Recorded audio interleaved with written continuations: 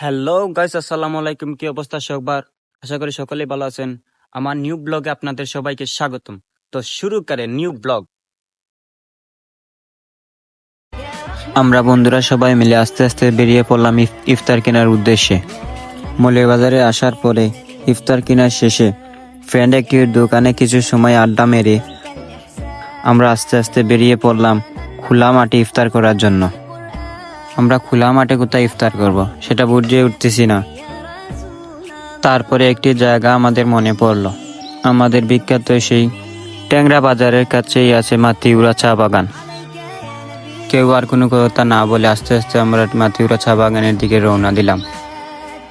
রাস্তা দিয়ে যেতে যেতে আমরা অনেক সময় আড্ডায় আর কি মেরে আস্তে আস্তে চলে গেলাম আমাদের সেই মাতিউরা চা বাগানের দিকে। আমরা ঢুকে পড়েছি ট্যাংরা বাজারের দিকে। অল্প কিছু সময়ের মধ্যে আস্তে আমরা চলে যাব মাতিউরা চা বাগানে। অবশেষে আমরা মাতিউরা চা বাগানের গেট পাড়ি দিলাম। যেতে যেতে আমরা একটা মাঠ পেয়েছিলাম, ওইখানে ভেবেছিলাম ইফতার করব। তবে আমার ফ্রেন্ড একটা বলেছিল আরও একটু ভিতরে গেলে আরও অনেক সুন্দর জায়গা মিলবে, ওইখানে ইফতার করা যাবে। তো আমরা কথা না বাড়িয়ে চলে আসলাম আমাদের সেই গন্তব্যে আসার পরে আমাদের সাইকেল যায় না সেই জায়গায়। আমরা হেঁটে হেঁটে চলে গেলাম সেই জায়গাতে আসার পরে বন্ধু রাব্বির, ইমন, সালমান এরা অনেক কষ্ট করেছিল। তাদের পরিশ্রমে অতি শীঘ্রই আমাদের ইফতার তৈরি হলো। ইফতার তৈরি শেষে আমরা আস্তে আস্তে ইফতার করা শুরু করলাম।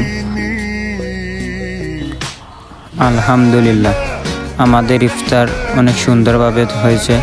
গাইস, এটা আমার নিউ ব্লগ, কেমন হয়েছে আপনারা কমেন্টে জানাবেন। আর ইনশাল্লাহ আপনারা সবাই ভালো থাকবেন, সুস্থ থাকবেন।